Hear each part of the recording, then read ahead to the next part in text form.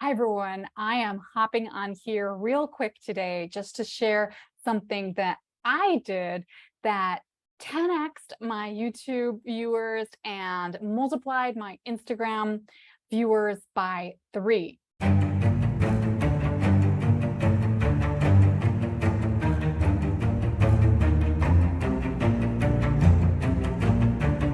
If you guys are new here, my name is Aurora B. If you're coming back, welcome back. And for those of you returning, you'll probably notice that I've been switching around, using Zoom to do some recordings and using my phone to do others. The reason I'm back on my computer using Zoom instead of my phone is this great trick I learned actually. Sorry if you hear my daughter, actually kind of killed my phone. So basically, a lot of you might have already done this, but if you're an artist like me and you haven't been doing process recording of your art, you need to get to doing that. Now, I have seen it a million times. I've seen it on YouTube, Instagram, other platforms. And when I'm scrolling through and I see one of those videos of someone drawing or painting something, I am always sucked in. I always sit there and watch the painting go by, watch the drawing. And yeah, I had never done that myself. One of the reasons is that I didn't believe that my trusty old iPhone 6 could handle it. And it turns out it really couldn't.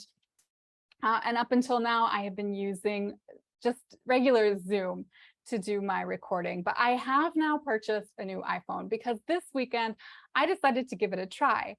After using my iPhone to do some of the recording on this channel the last couple of episodes and having it work out, I decided, well, since I can use my iPhone to do some recording, then maybe I should try to record myself doing some painting. So what I did is I hadn't bought a stand yet of any kind. I just took a computer stand actually and managed to lay my iPhone across over my work. And I just decided to record myself painting the next thing I painted, which was this rabbit, which I had talked about on my last episode, that I was going to place into my New Year's pattern design, my Chinese New Year's pattern design from last year, which was the Year of the Tiger, put a rabbit in, and then I could have a Year of the Rabbit painting and have it ready to proof. So I knew this weekend I needed to make the rabbit, and I decided, why not video record it? So I recorded myself painting the rabbit. It took about 45 minutes. There was a lot of stops and starts because I needed to go tend to my daughter. But 45 minutes, it managed to do it. And then after I was done, I looked and there was no video. I was super disappointed, and I noticed my phone said it was full and it had just disappeared. The video had disappeared. About half an hour later, it showed up, but it wouldn't process. I then spent the rest of the day trying to get it off my phone. I cleared other videos off. I cleared photos, large file attachments. I finally was able to upload a version that was not high definition straight into YouTube and then download that version back to my computer and then edit that video to speed it up and take those 45-ish minutes and turn them into less than a minute, giving me time to make a YouTube short, which many of you seen. Now, unfortunately, the high definition version is sort of gone. The next day, I thought, well, if I at least delete that video, I'll be able to record the next thing I was painting. And so I had deleted that video off my phone, cleared it out of my phone, and then I videoed myself painting a dinosaur. But that actually, yeah, that video never reappeared on my phone. It just didn't work. So I have ordered a new phone. I am a cheapskate, so I order refurbished phones. It's not going to be the latest, but I am going to get on that. Anyway, the lesson I got here is that even with this low definition version that I was able to get off my phone, I was able to go from having an embarrassingly low number of YouTube viewers per video to 10 times that number. And the same for my Instagram. I got 3 times the number of views that I've gotten on other posts, including other videos. So if you are an artist and you are spending all this time making art, if you're creating art, you should be videoing that process and putting it online, put the actual process online, right? There's so many reasons to do this. One, if you're going to make this, you take the time to do the work anyway. You don't really have to do anything additional. You just set everything up and record yourself making it. If you do digital art, you can always do a screen record, right? You can use Zoom and record your screen. I know the last video I did, there was some issues with the placement. I had my screen record there, but I had my image sort of off to the side and it cut things off. I'm learning. When I started this channel, I promised I would be sharing my journey as an artist and what works for me and what doesn't. And that's what I'm doing. So I have found something really interesting.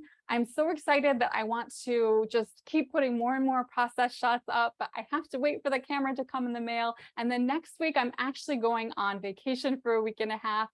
So it's going to be probably a couple of weeks before I get some more process videos up. I am so excited, especially with YouTube Shorts being so new. I just want to jump on it and see what that can do for my channel. And all of you that are making that art, if you record those process shots, put them up on YouTube, put them up on your Instagram, put them up on TikTok. Who knows what other platforms you can put them up on. You can save them. You know, if you don't want them to take up a lot of space, just make a shortened version. You can make a shortened version on Canva. You can do it on Adobe Premiere Pro. That's what I use. So if you're using Adobe, the suite for your other projects, you can do it on that.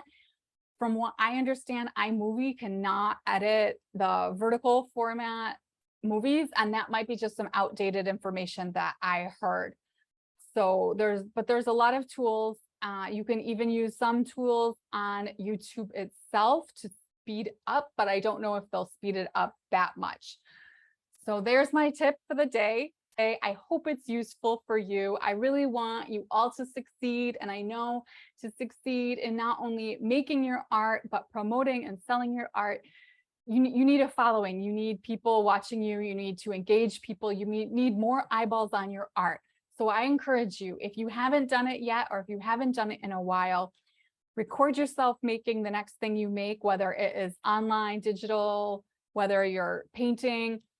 Even if you can't get it in high definition, just do it, do something, get started, and you will see results, I'm sure. At least I did. And I would love to hear, please comment. Has this worked for you? Has this not worked for you? Have you been doing this for a long time? And has it really helped grow your following? I know plenty of people have been doing it for years. I am so late to the bandwagon, but as I often say on this channel, it's better late than never. Better to start today with something than wait 10 years and say, I wish I had started. So please get yourself started, make use of that time that you're already spending to then be able to use that same exact time to promote your art. And you don't need to do a lot of fancy stuff to make that happen. If you like this video, please press like. If you don't like it, please press dislike, and of course, subscribe if you would like to have more of this content, if you would like to join in this community. And until next time, keep creating.